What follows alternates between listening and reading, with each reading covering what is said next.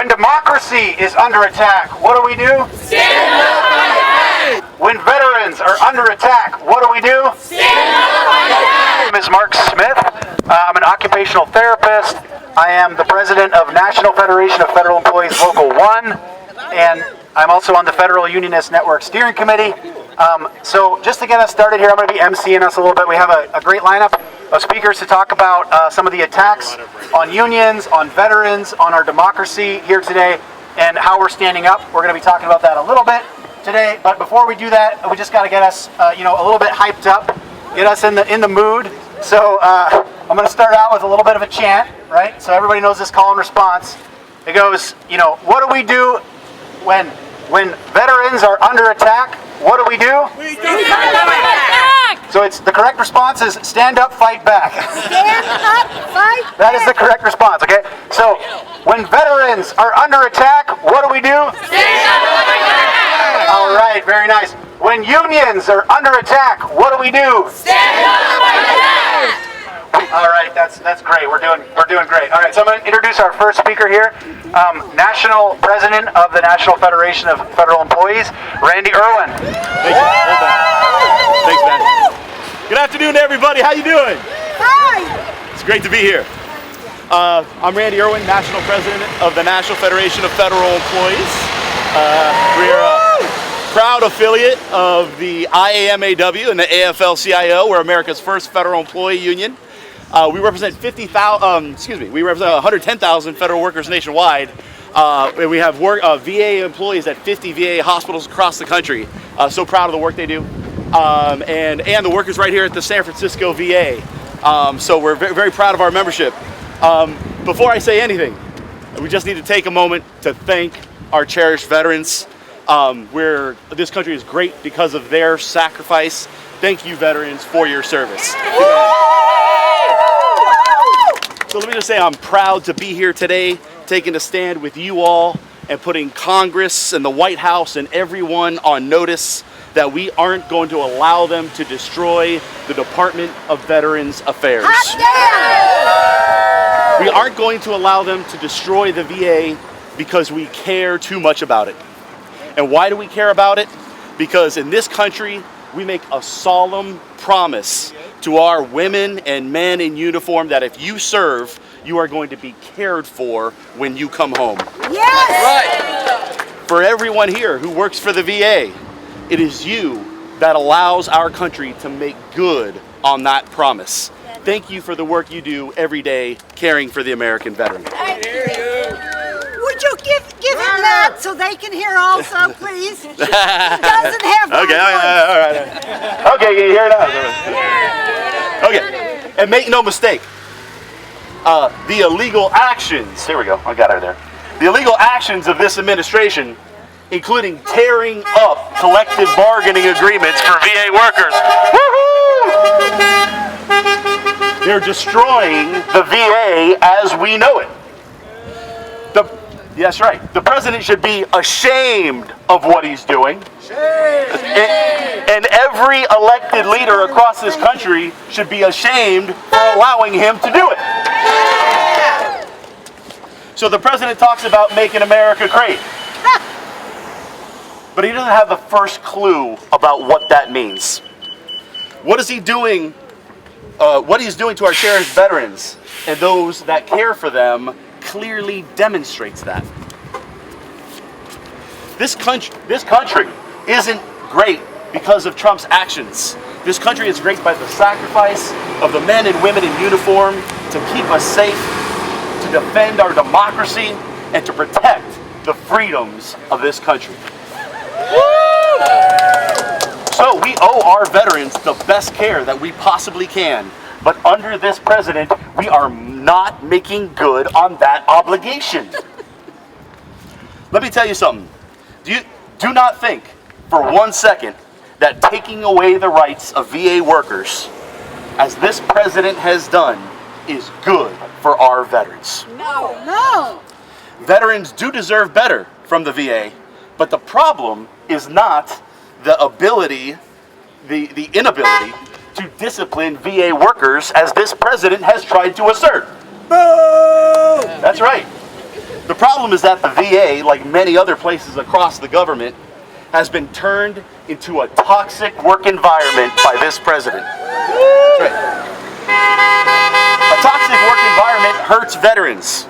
Okay, let me ask you something. Are you okay with Trump making the VA a hostile work environment? No! Hell no! Hell no! Hell no! Hell no! Okay, another problem is the chronic understaffing at the VA that forces veterans into long wait periods of time before they get the care that they need. And what is this administration's answer to that problem? It's to divert billions of dollars out of VA care and to lay off 30,000 people who care for veterans every day. Fuck him. Are you okay with this president decimating the VA budget and the VA workforce? No! Hell no! Hell no! Hell no! Hell no! And so now the president is taking away the rights of VA workers, tearing up collective bargaining agreements, and attempting to make VA workers at will employees. Let me tell you something. Making VA workers feel threatened doesn't help our veterans. No! It makes experienced VA staff say, I've had enough of this. I'm getting out of here. This doesn't help veterans, it hurts them. Are you okay with the president bullying our VA workforce in this way? Hell no! Hell no! Hell no! Hell no! Hell no! And the hostile actions of this president aren't just terrible for veterans and those who care for them, they are unconstitutional. You betcha! Let me tell you something, President Trump. Your constitutional duty is to faithfully execute the laws of this country. That means protecting people's rights, even the rights that you don't like. The president doesn't get to choose which rights he likes and which he enforces and which he doesn't. That's right. Because if he does that, we, the people, don't have any rights at all. That's right. That's right. Now, generations of Americans have fought for those rights. A lot of people died fighting for those rights. So President Trump, check yourself and understand that you ain't the king in this country. No! You are the humble servant of the American people. Damn right! Damn right! Your duty is to protect our rights, not to try to abolish them, and you are failing miserably in your duty. I want to leave you all with an important action item, okay? We have legislation introduced in Congress called the Protecting America's Workforce Act. Raise your hand if you've heard of the Protecting America's Workforce Act. Okay? This is the most important piece of legislation in Congress today, bar none. Okay? It would nullify the president's executive order, trying to get rid of collective bargaining and unions in the federal sector. That's right. We currently have a bipartisan majority of the House of Representatives co-signed onto that legislation. That is incredible in this day and age, okay? But the Republican-controlled House is trying to keep that legislation from coming to the floor where they know damn well that legislation is going to pass. So we got a discharge petition to make them skip the committee and bring that language to the floor. We need anybody who's hearing this, contact your House rep and say, sign the damn discharge petition to bring this legislation to the House floor and be done with this damn executive order signed by this President Trump. Pretty good idea. And to all the VA workers out there, many of you right here, thank you for coming. I know you're concerned about losing representation momentarily. Losing representation by President Trump tearing up collective bargaining agreements. But let me assure you, we will get you your rights back. It is not a question of if, It is a question of when. Okay? The courts have not even litigated this yet. Okay? And we like our chances because what the president is trying to do is illegal as hell, and anybody with two nickels of sense can tell that this is illegal. Okay? Like I said, we got legislation. So Congress can fix it, the courts can fix it, and if worst comes to worst, we need to change it in administration to make it happen. But your rights are codified under law, and that ain't gonna change anytime soon. So you're getting your rights back. And so why that's important is some people, they're having their bus codes changed. They've heard their collective bargaining agreement has been ripped up, and they're being told, oh, you don't have a union anymore. That's BS. You have a union. You have a union that's fighting for you like we have never done before. And we need everybody to remain in that fight. This is the biggest fight we've ever had. And so don't give up on your union. Don't give up on your union, or we won't be able to get those rights back. We need everybody to be a part of that. Okay? And we're going to do it. We're going to win. We're going to get those rights back. We're going to be bigger, stronger than we've ever been before. That's right. Okay. Could you name the bill again? Yes. Thank you. It's called the Protecting America's Workforce Act, H.R. 2550. Call your congressman. Let's get the discharge petition done. Thank you, veterans. Thank you, everybody who cares for veterans. Thank you so much. Next up, we're going to have Ricardo Ortiz, who is a Army vet, gets his care at the VA, and a member of Veterans for Peace, which is a fantastic organization that has the Save Our VA campaign. Welcome, Ricardo. I want to say that I am the son of a military retiree. Here's my father in the aftermath of the Korean War, and the brother of two other veterans, and a veteran myself. So, I have been involved with the VA care for, decades. I just want to start by saying that we must support the trade unions that are organized in the VA system, because obviously these collective bargaining contracts have been essential for your well-being, for the well-being of yourselves and your families. There is some things that we have to take into account. This is a very serious attack on workers' rights when, an employer decides to not recognize collective bargaining. Let me remind you something that happened in Germany in the 30s. One of the first acts that Adolf Hitler did was going after trade unionists. There is the famous prayer by Lutheran pastor Martin Niemöller that he said, first they came for the communists, and I didn't speak out because I was not a communist.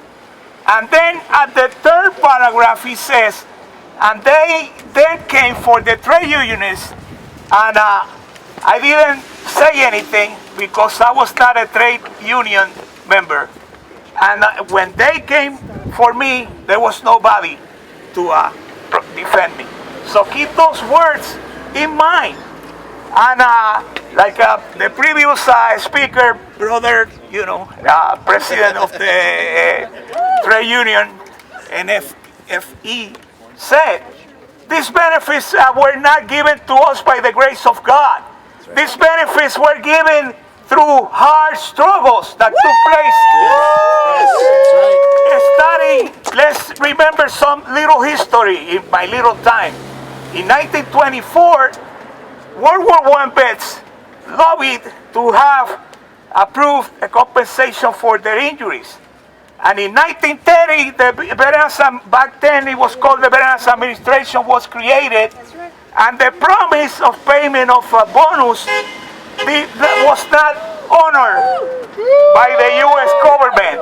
And what these veterans had to do, they took the streets in 1932, and in what it was called the bonus march. And they did sit-downs. They made these camps that demanded compensation, the promised debt that the U.S. government had with them. And you know what happened? Hoover sent the army, actually, the president sent the army, led by Douglas MacArthur, to crush these veterans. So don't let anybody tell you that these benefits are given to us. We earn it. We veterans did. And all of you that are under these contracts have made fights and have made it possible for a good treatment that the veterans hospitals offer. I have friends throughout the European Union, and one of them visited me one time that I was hospitalized here, and he was, very impressed with the care that the VA offers to us. So I just want to wrap it up to say a couple of things. We got to mobilize. We got to mobilize and take it to the streets and march and congregate in the centers of attention of the country, like the federal buildings. We got to appeal to students. There are many veterans that are in college right now and don't know about these alternatives. So we got to go out there and get them. Make united fronts with other trade unions. Invite them to rallies like this and keep on the pressure. This problem is has been created by both administrations. Although Trump right now is running the worst, he's doing the worst, but it doesn't mean that before, other administrations didn't respond the way they should have with employees, healthcare workers, and veterans like myself. So I want to end with this sentence, or two sentences. You could give us 3. Two sentences. I think that we should start thinking about something else in this country, and it is a workers' party, because both parties that are run are definitely not delivering for us. And this is one of the few countries in the world, and particularly the only advanced industrialized country that does not have a labor party. We have to build an independent workers, electoral, and in practice alternative. So, thank you for coming. Long live the workers. Long live the veterans. Thank you very much. Next up is Patti Sala, who is the founding president of National Federation of Federal Employees Local 1, a registered nurse who worked at this VA since 1980 until, I believe, 2017, right? Is that correct? 2020. Okay. All right. Patty's up. Damn. Do I have to push this? Yeah. Hello, can you? August 24th, 1980. Woo! I got on a bus that came up this walkway and it said Fort Miley. I thought, where are they taking me? When I first came to work, I couldn't join a union for 2 reasons. There wasn't one for registered nurses, and I soon became an administrator. But in 1993, I did, and I started with a local of 12 registered nurses. And soon thereafter, 37 collective bargaining groups joined. Wow. I made them an offer they couldn't resist. I'm not well. I can't march. But in my home, I just got a lazy boy. Woo! And the lazy boy is my battle station.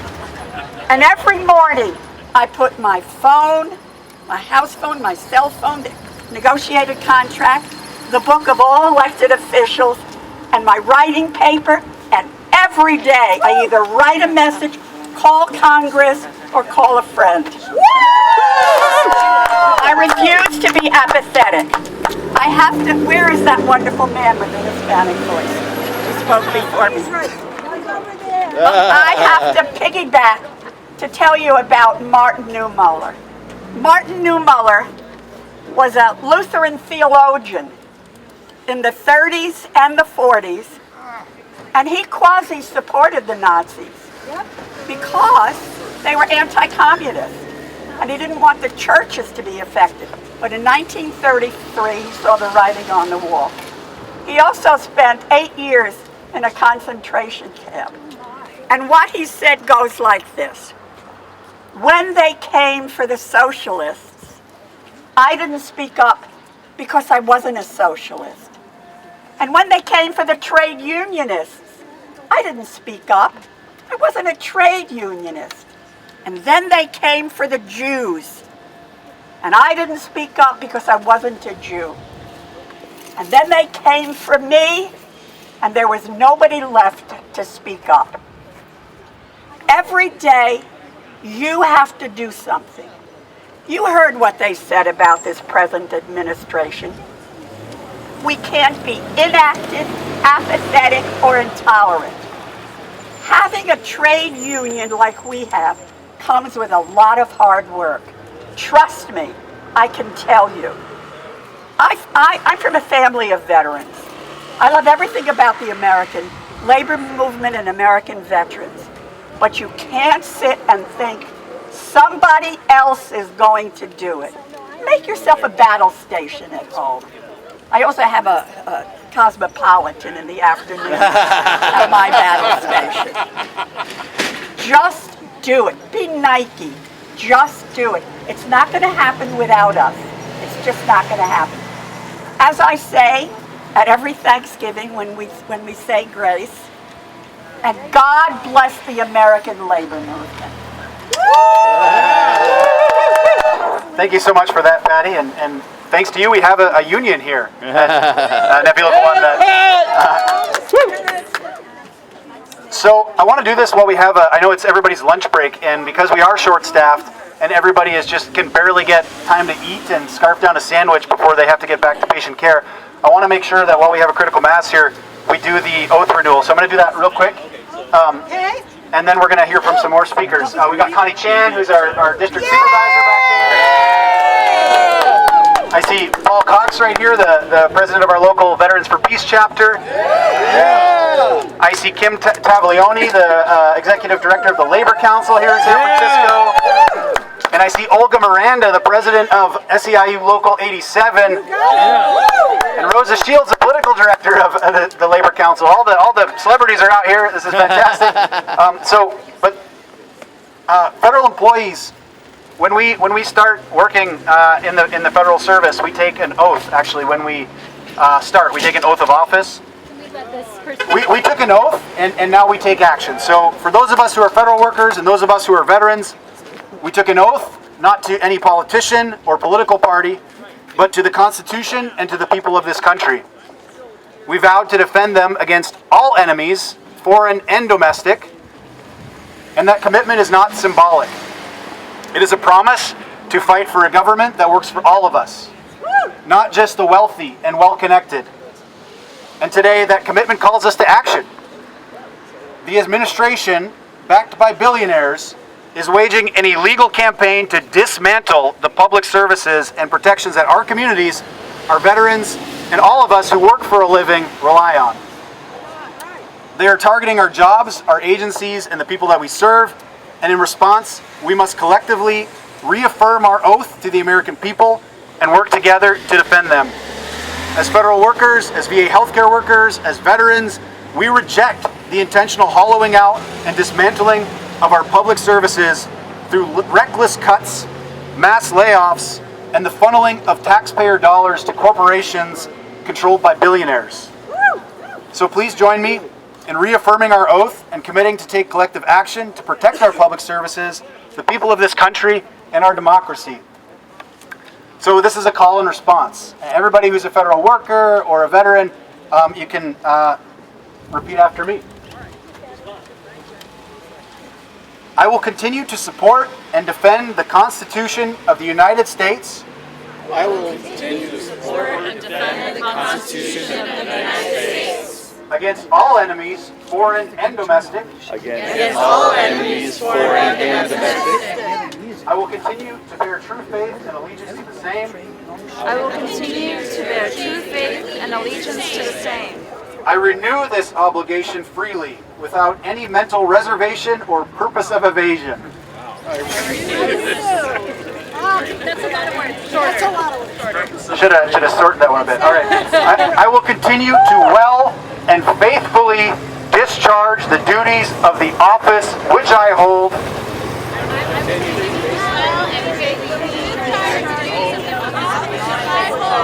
So help me God. Beautiful. All right. Next, we're going to hear from Marysol Encarnacion, who is the Regional Vice President of the Committee of Interns and Residents with SEIU. She's a fourth-year psychiatry resident over at UCSF and has cared for veterans here during rotations as part of the VA's third mission, which is training many of our nation's healthcare professionals. So let's hear from Marysol. First of all, it is just an honor to be amongst all of these speakers. Good afternoon, everyone. My name is Dr. Encarnacion. I'm a resident physician and proud member of CIR SEIU. We are here today because veterans, healthcare workers, and other unionized workers are standing together to demand an end to attacks on VA workers, fair labor rights, and fully funded veterans health care. Let's be clear, this administration's assault on VA unions is not about efficacy. It's about silencing frontline workers who protect veterans from privatization. Yeah. Why? Because when workers have a strong collective voice, we expose the truth. Corporate-backed politicians want to dismantle the VA, sell off veterans' care to the highest bidder. Shame. But we know what happens when healthcare workers unite. Healthcare unions have proven that when doctors, nurses, and medical staff organize, patient care improves. That's right. Better working conditions for doctors mean better care for patients. Better working conditions for nurses means better care for patients. Unions fight for safe staffing levels, reasonable shifts, and protections against burnout so that medical professions can focus on healing and not exhaustion. Resident unions and others secure fair pay and training opportunities, ensuring that the next generation of physicians stay in public hospitals instead of fleeing to private hospitals. The VA does an exceptional job of training us each and every day in all of our departments. Yeah. Collective bargaining gives healthcare workers a voice in patient safety decisions, from reducing wait times to preventing understaffing. Yet, instead of supporting this model, the Trump administration is smashing unions, slashing VA funding, and pushing privatization, which is going to lead to a disaster for veterans and workers alike. This isn't just about unions, it's about what's at stake. Workers' dignity, public health care, veterans' lives, and we cannot wait. We need the VA to restore bargaining rights right now, and allies to join as we continue to fight for this right. We've seen the power of solidarity. Now we must fight like hell, not just for unions, but for the veterans and patients who depend on us. So I'll end us on a chant. When the VA is under attack, what do we do? Stand up and fight back! When the VA is under attack, what do we do? Stand up and fight back! Thank you so much, Marysol. Let's maybe hear from our Executive Director of the Labor Council. Maybe some words of solidarity from Kim. Are we ready to fight? Yeah! Are we ready to fight? Hell yeah! San Francisco Labor Council represents over 80,000 workers throughout this city. And I gotta tell you, all 80,000 feel strongly that the attacks on the federal workers is a bunch of bullshit. We're not mincing words here. There's no excuse for it. Attacking healthcare workers for taking care of veterans, there's no words for it. We got spoiled children running for office. And I gotta say, this is a call. This is a call to each and every one of us. We need to run for office and run these billionaires out of the country. They can go play in the Mediterranean on their fancy yachts. Don't give a shit. Lock them up. But when it comes to running this country, I think it's much better in the hands of working people than it ever will be in their hands. So this is part of our fight back. more rallies, more taking it to the streets, more attacks on the Doge assholes who happen to live in this town. And we also got to register to vote. Yes. We got to get out and vote and get these folks out of office. Because that zombie Congress that we have, the yes people who just do whatever he says, they got to get out too. And that's true across the country. Because when Congress becomes a fucking rubber stamp, we're all in trouble. And so I'm calling you, sign up at the Labor Council office online to get notices on our actions, because we partake in actions for all 100 unions in this city. That's right. And we all got to band together, stick together, and make sure we represent and for each other. Because that's how we make this society fair. Thank you. Connie, did you want to say a few words? Connie Chen is our district supervisor. Years ago, when we had the first picket ever in San Francisco VA history, when the budget was cut because of more overspending on community care, which is private sector care, and we had to cut the budget, and they took away nurses' flexible scheduling, and so we had a picket here, and Connie was out here giving us a pep talk and helping us stay strong. So let's hear from Connie. Thank you. Well, a lot of people want to know why the VA hospital matters, why federal workers matter for San Franciscans and for us in the Richmond, and I represent the Richmond, and I tell you why. It's not just that the VA hospital is a great neighbor.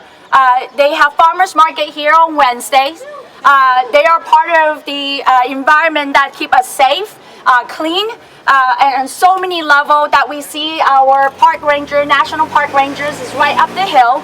Our federal workers been caring not just for really all the veterans up in the region, but also in San Francisco. That's right, home for the workers. And we see that today, and just even 2 years ago, we continue to see a deteriorating support from our federal government, from the administration, and today we see that they want to privatize some of the most important assets of our nation and of our country and our states, and most importantly for San Francisco as well. This is the reason why San Franciscans have to care, and we are here to tell you, we care! We care for you, not just for the veterans, but for those who serve our veterans.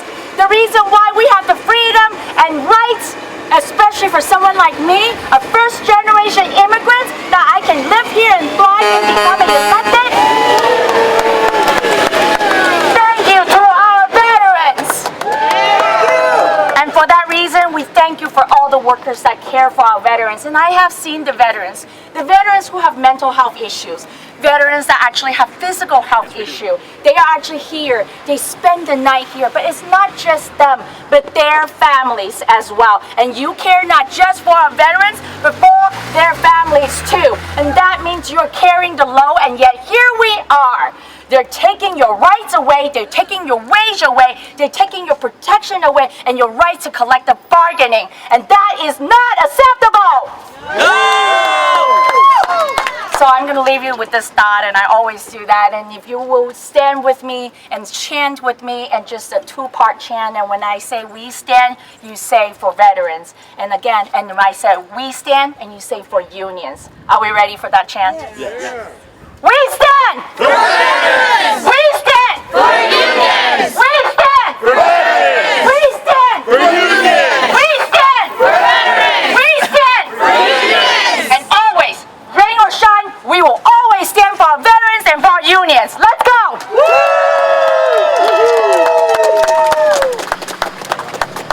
Thank you, Connie.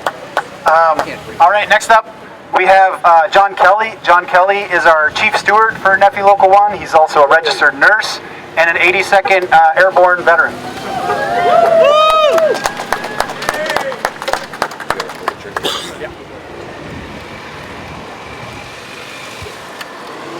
I'll make this quick. I'm John Kelly. That's spelled K-E-L-L-E-Y.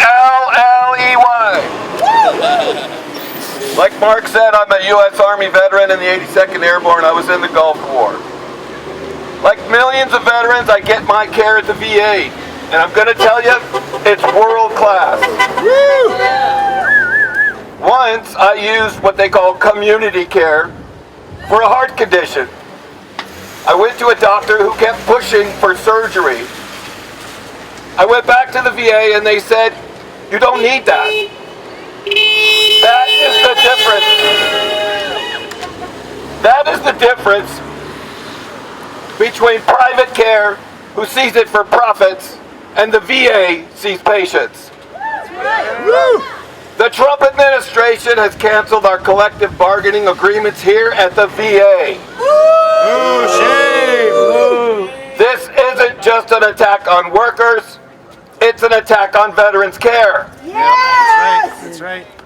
They want to silence the people who stand in the way of privatization and selling veterans' care out to the lowest bidder. Yeah.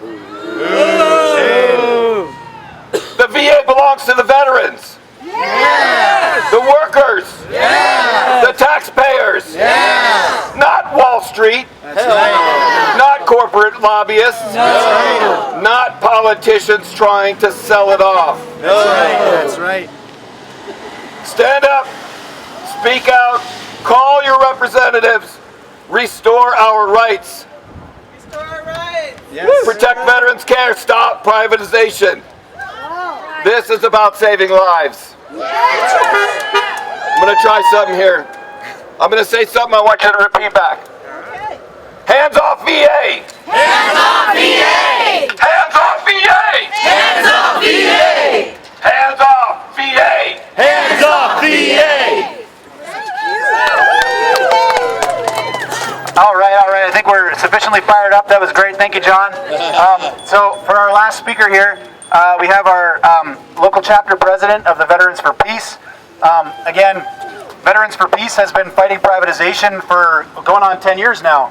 Because, just to remind us, this did not start with this administration. This administration is ramping it up and, throwing a bomb into the works. But this has been going on for years, slowly creeping. We're like the frog in the boiling pot. And it has been going on. So Veterans for Peace has been leading that fight. You can go to Save Our VA campaign on their website. And I want to also talk to folks about some other actions you can take. You can go to savepublicservices.com and sign up there to get on mailing lists. And I'll tell you some other actions here in just a second, but let's hear from Paul Cox, everyone. Well, these are hard acts to follow for somebody who doesn't speak very much, but my introduction, my name is Paul Cox. I'm a Vietnam veteran. I don't cheer for that piece of shit war. But we have come to a place now where our VA, which has been so good for decades, is under a major attack. In 2016, it was the Choice Act, where if you can shoot elk from your back porch, you don't want to drive 30 miles or 50 miles or an hour to get to the VA, you can go see the local strip mall doc. Or the local doc who's going to charge the VA a ton of money. And now as much as 40% of the VA medical expenses are going to private providers who do not have any idea what the comprehensive care is that veterans have earned and can get thanks to the hard work of the VA employees and the efforts of the VA unions. And now we've got Trump. Following the Choice Act, then there was the Mission Act, which doubled down on that and just vastly increased. Now they want to have it so a veteran can go to the strip mall and not even talk to the VA. Still, the VA gets the money. And there's all kinds of things that they've got in works, but they're trying their best to strip away the VA's membership, the people who come to it, and get veterans to go to private care that is nowhere near as good as we get right here. That's right. Right here. That's right. Right here. I use the VA. Yeah. My friends work there. Yeah. And my friends work there.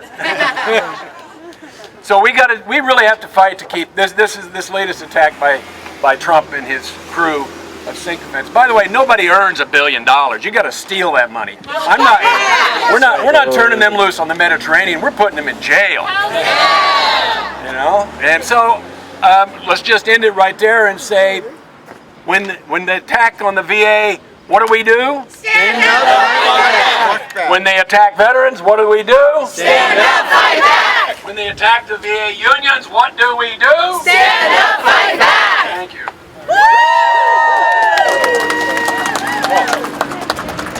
All right, everyone. So I just want to appreciate everybody coming out and showing support.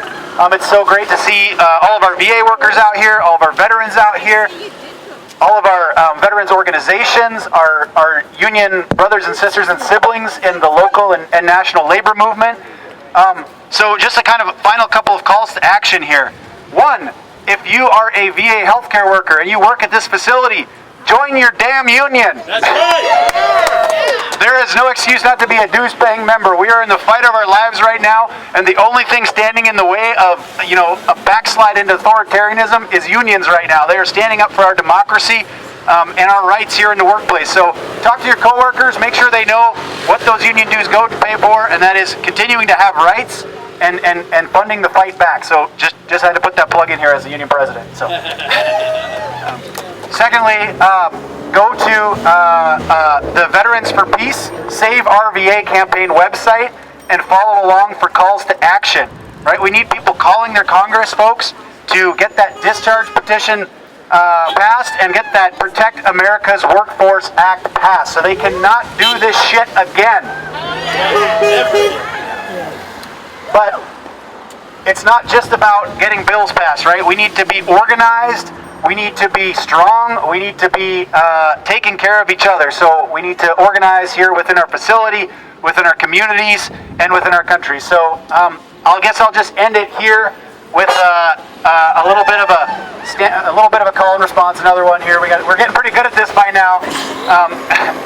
So it's going to go: stand up for veterans, stand up for unions. Stand up for democracy. Stand up for unions. Stand up for democracy. All right. Thank you so much, everyone. Take